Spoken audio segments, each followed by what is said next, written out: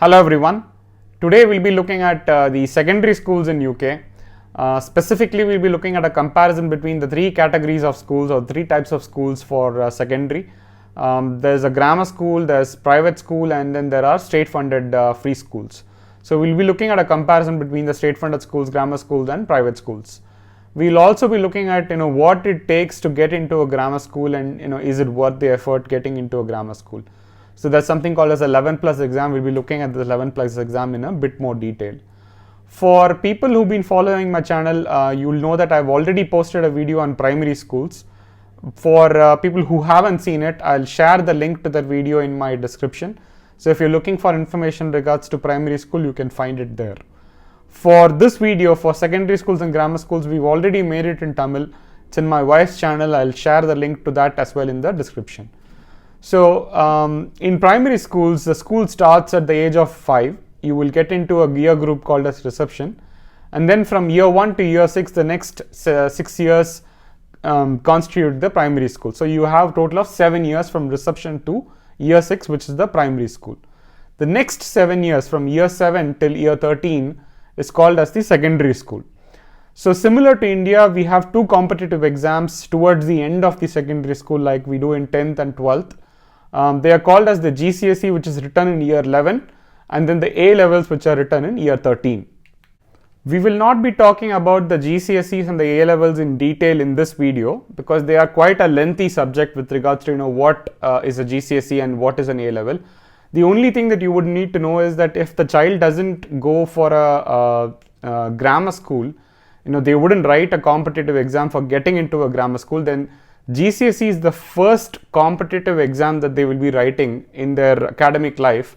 From reception right till year 10, there are no competitive exams, even though there are assessments and SATs that they would need to take.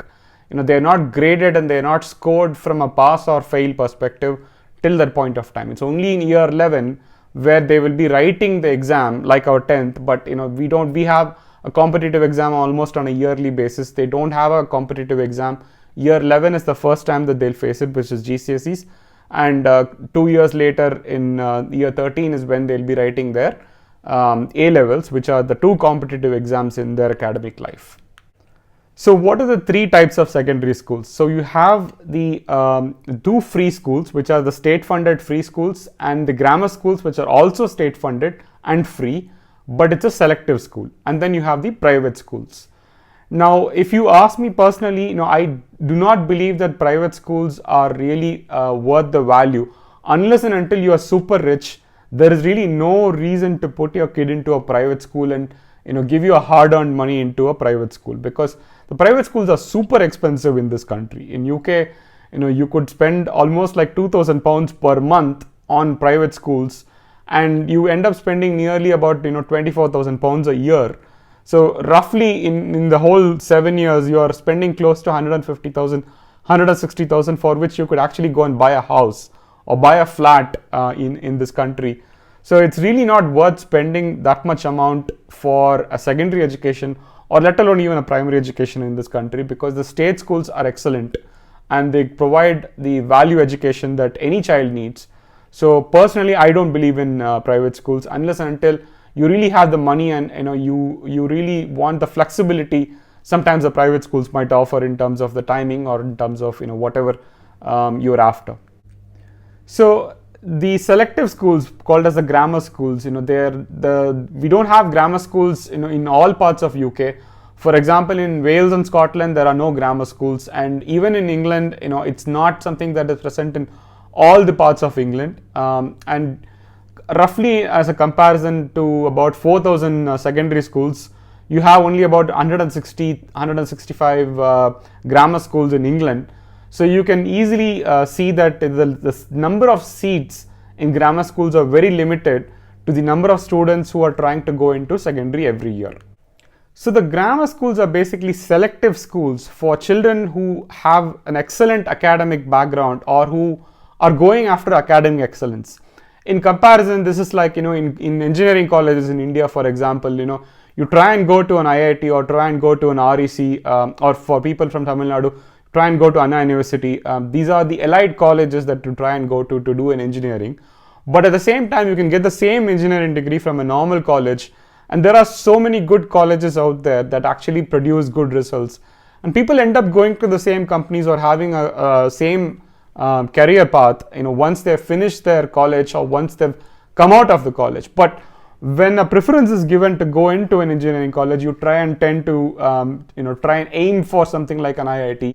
Same way, the grammar schools are a place for academic excellence. People who have excelled in their primary schools, people who've done very well in their primary schools, tend to go for these grammar schools and tend to get these grammar schools, and they get into a competitive environment. And naturally, when they get into a competitive environment, they tend to do better, and the chances of getting into a better university, getting better ranks and getting better grades are improved by going into these grammar schools. But it is not necessary that you need to be in a grammar schools to be able to go into a university. Like I explained in my previous example, there are state funded secondary schools which are not selective schools where you don't need to write an exam to get into it, which are equally good. And there are so many Ofsted 1, Ofsted 2 rated secondary schools which are so good that a lot of people come from these secondary schools into recognized universities like Oxford universities and Cambridge University. So it is not necessary that you need to get into a grammar school, but it just makes it a lot more easier by getting into a grammar school. But there are so many people that I know of who've done very well in their state funded secondary schools, non-grammar schools, and have had a great career ahead of them. So what do you need to do to get into these grammar schools? So the chronology is this: when you are in your year 6, when you begin your year 6 in September, you will write an exam called as ElevenPlus. So when the kid is in the last year of their primary school, when they begin their last year of their primary school in year 6 in September, they'll write something called as a ElevenPlus exam, or what is called as a secondary transfer test. Before we even look at it, for a child who is attending in London or going to a primary school in London, you first of all need to apply to write a ElevenPlus exam. So by default, you're not already eligible to write, or you're not already enlisted to write this ElevenPlus exam. You need to apply to write these ElevenPlus exams in the school specifically. So in London specifically, you need to write the exam in every school that you intend to try and apply to. So you have a choice of about 6 schools that you can actually apply for. So you write your exam in September, and then in the first week of October, you will know if you have written the exam. You will know the results of the exam by the first week of October, and you can submit your choice of 6 schools by the end of October to your county. And if you had actually scored the necessary marks for those grammar schools or for those schools that you are applying for, then you will be getting into those schools. If not, you can actually go into the secondary school, the normal state funded secondary school, without going through any of this process. So if you choose not to attempt any of this grammar school, you don't need to prepare for it. You don't need to write ElevenPlus exam. All you need to do is you need to list down the 6 schools based on where you live, and it is based on a catchment criteria and how close you are to that secondary school that you will get your choice of school. So if for some reason more people are living within the catchment to your secondary school, you might be allocated the second choice or the third choice, which is probably a little bit further away, but it will still be closer to where you live. It will be based on your catchment. So that's how a normal secondary school process will work. You don't need to write an exam in September. You will submit the choice of schools in October to your county. Based on the proximity to your house, you will get the school choice, and you will get it in March, which is what is called as the National Offer Week, where you will get to know what school has been offered to you. At that point, you always have the choice of rejecting it or contesting it, or accepting it and still going into a waiting list for another school. So there are a few things that you could do if you don't want to go into a grammar school. But it is very easy. Basically, every child is offered a secondary school, a free secondary school. Even if they don't want to go for a grammar school, they are offered a free secondary school, a normal state funded secondary school. And these normal state funded secondary schools, like I already said, there are a lot of good schools out there, a lot of Ofsted rated, Ofsted 1 rated, Ofsted 2 rated schools, which provide the same comprehensive curriculum, that the UK government or the government has advised. And grammar schools also follow the same curriculum. So grammar schools and state-funded free schools follow similar curriculum, which is called as the national curriculum. It's only the private schools sometimes which tend to follow a different curriculum. Now let's come back to the grammar exams or the 11+ exam. The 11+ exam is also called as the secondary transfer test. Now this 11+ exam is made of, is typically it's one of the two assessments. So either a GL assessment or a CEM assessment. In both these assessments, there are typically 4 sections: English, Maths, Verbal Reasoning and Non-Verbal Reasoning. Now, the English and Maths are pretty straightforward. English is where you learn your synonyms and you learn your English meanings and those kind of things, spellings. And in Maths, you are basically given all the things that you learned in your primary school. Maths is what will be coming in your exams. Verbal Reasoning and Non-Verbal Reasoning will be like something like an IQ test.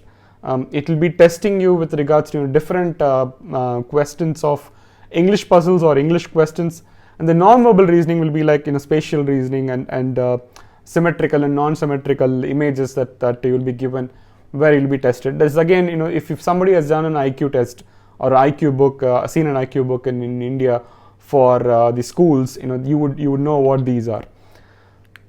Typically, what it takes to pass these 11+ exams are practice and training or coaching, basically. So, any intelligent kid can probably get a good mark in these 11+ exams, but the problem is that you need to complete this in a specific time limit and given a very short amount of time in which you need to complete this. So, if you ask a child, what is 6 into 20, the child will probably be, most of the children will, 99% of the children will probably be able to answer it correctly. But if you ask the child to answer this question in 5 seconds, that's when people actually tend to struggle. That's when kids actually tend to struggle. So this 11+ exam is also similar to that. Many of the questions, if you give enough time to the kids, they'll probably be able to come up with the right answer. But it is, getting these right answers in a very short span of time is what this 11+ test is all about. And to be able to do that, you need a lot of training and you need a lot of practice. So typically what parents tend to do is they start to put their kids into these training processes or training centers at least from the start of year 5. So at a minimum, kids tend to go into a training period for a year in year 5. And some parents actually tend to put their kids into training from year 4 onwards to give them a better chance, give them 2 years of training. I don't know that some parents actually try and put their kids in year 1, which is pointless because you really don't need 3 or 4 years of training to do this. The kid itself is 7 or 6 years old at that point of time, and there's no point trying to train a kid at that young age. Even the government doesn't advise doing that. So if you live in London and if you are going to a primary school in London, you will have to choose to write an exam, and you'll have to apply to write an exam in each of the London schools where you want to actually try and have a go at it. So for example, there's a Tiffin Grammar School, there is a QE school. You will have to go and specifically apply for each of the schools and write an exam in these schools. And the exams will be held probably in a weekend or probably could be a weekday as well. And you need to tell your primary school that you're going to go and write an exam, take time off to go and write the exam. So the advantage of being in one of the counties like Buckinghamshire and Kent is that you have a single exam process, where in Buckinghamshire, for example, there are 13 grammar schools.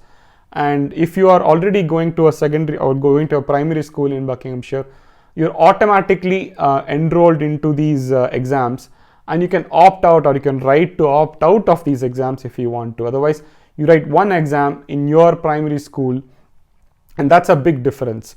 So if you compare it to schools in London or people who live outside of these counties, you have to first apply for these schools, apply for these exams, then you have to go into a different school or a different examination center. We are talking about a kid at the age of 10, they are going into an examination center which is not their own school. They are sitting with kids who are not their friends, who are not their classmates, and the exam is being invigilated by teachers who they are not familiar with. So it's an unfamiliar environment where they're going and writing an exam. Imagine when you had written your 10th or 12th, if you had gone to another school, you know what I'm talking about. Even at the age of 15, when we wrote our 10th and 12th exams, it was still a bit of a nervous experience. So a kid who's 10 years old probably be, even if they have prepared well, it's enormous pressure to go and write these exams at that age. So comparatively in Buckinghamshire, for example, the kid will be sitting in their own class, in their own school, and they will even have a mock exam 2 days before the actual exam, where their own class teachers will go through the entire process, will give them mock question papers, and they will actually write the mock exam similar to how the exam is going to be. So they would have already seen the look and feel of the exam, and they will be better prepared. Even if they have not gone to the coaching, they'll be better prepared for the exam process. They'll know what the timings are, they'll know how to write the exam, how to do the scoring, how to enter the marks, how to enter the answers in the answer sheet, and entire process, they'll get familiar with it. So it'll be a lot lesser pressure for them to write that exam. So there will be a catchment that will come into picture if you're living in Buckinghamshire or Kent. So the people who are living inside county near the school, they come into something called as a catchment. And the catchment kids will be given preference if they score equal to the kids outside of the county, and they will be given preference to get into these grammar schools. So there's a lot of advantages of moving into the county if you are actually going to try and aim for these grammar schools for your kids. If you live in London, or if you're applying for one of these London schools, the way that it works is that they will have a limited number of seats. For example, if they have 6 forms, each form will have 30 kids, and 6 forms means that the school can accommodate about 180 kids. So the top 180 scores will be the first ones who will be given the seats or the allocation. If people from those 180 seats, they choose to go to a different school and they don't come to that school, then people next in line after the 180, they will be getting the waiting list, or who are in waiting list, they will be getting the places. So, roughly about, the first top 200 or 250 marks, they will be in for a chance to get into those schools. So comparatively, if you take these London schools, or if you take these out of county exam people, like Berkshire schools, for example, Reading Grammar School, there'll be roughly about 4,000, 5,000 people that will be at a minimum that will be writing for these 180 places. So you're competing with thousands of kids basically for one seat. So the competition is significantly higher, and you need to be scoring in the top 180 depending upon how many kids have written the exam on that year and how good those other kids are. Even if you have performed really well and exceedingly well, you still may not end up getting one of these London schools or the Reading Grammar School or the Berkshire schools, for example. But compare that to a Buckinghamshire or a Kent model, where you are given a mark that you need to get, a fixed mark that you need to get, and you're told that if you get to that mark, then you are assured of a grammar school, one of the grammar schools within the county, because you're already living in the county and going to a primary school in that county. So for Buckinghamshire, for example, in the last few years, this score has been 121, and this is a 8th standardized score. Now, what is the 8th standardized score? There will be kids of an age difference of about 12 months in the same academic year, because anyone who is going into reception from that point onwards, there will be a kid who will probably be born in September who will go into that school, and there will be a kid who will probably be born in August who will also be going into the school next year. So there is an age difference of about 12 months, and so what they do is to try and offset this, they try and give additional marks to the youngest kids, people who are born 12 months earlier to the eldest kid. They are given additional marks, and as and when you get older and older in the class, you don't get any additional marks. So it's basically very few marks, like 2 or 3 marks that will be given, and this is called as an age standardization. So on top of this, they rationalize the scores and make sure that they get to a proportionate score, and they will tell you what this proportionate score is. So if you get a score of 121, then you are eligible to get into a grammar school. So when you get your grammar school marks, or the 11+ marks in October for Buckinghamshire, or for these single exam counties like Buckinghamshire and Kent, you will know that you've already qualified for one of the grammar schools. So when you fill in the 6 choices during the end of October, you can actually put all of the 6 schools as grammar schools, because you know for sure that you're going to get into one of the grammar schools. If you don't qualify, or if you haven't got enough marks, but you are on the borders of the entrance marks, for example, your kid has scored an 8th standard score of about 120 in the grammar school exam, then you can still probably put about 2 or 3 grammar schools, because you still stand a chance if there are not enough kids who scored above 121, and if even those kids who scored above 121 are going to a different school, say a London school or an out of county school, then they might get into a waiting list process, and they might give you the choice of grammar school if you put one of the grammar schools in the 6 schools list. But if your kid has got, like, let's say 110 or anything less than 100, for example, then you know for sure that there is very little chances of your kid getting a grammar school at that point. And the best thing to do would be to put all 6 schools as the state funded free schools that you want. So you're then going by the location constraints, and you're going by the catchment criteria, and you don't really want to waste the 6 choices by putting grammar schools which you know for sure you're not going to get. So what could end up happening is that you may not get your 6 choices because you put grammar schools, and you might be given a state funded school that you didn't really want. So it's better to put in a state funded secondary school. So another common question that people ask is, can I move in very late in year 5, just before the exam, so that I can be in county and be in the primary school? There are some restrictions with regards to how early you need to be in the county before you can qualify for writing this exam. Typically, I would say at least by the start of year 5, get into the county if you think that you want to go into the county. If you want to go into Buckinghamshire, Kent, for example. Move your primary school at least in year 5, so that there are no issues when you tend to write your exam. I'm not promoting or against any tuition centers here, but as a personal experience, from a personal experience, both my kids have gone into grammar schools. So from a personal experience, I found smaller tuition centers or smaller coaching centers better than a huge established brand name tuition centers, where it almost becomes like another school, and it almost becomes really difficult for a child to go and grasp these concepts for preparing for 11+. So I would really tend to go into a smaller coaching center rather than a well-established or well-branded huge training centers.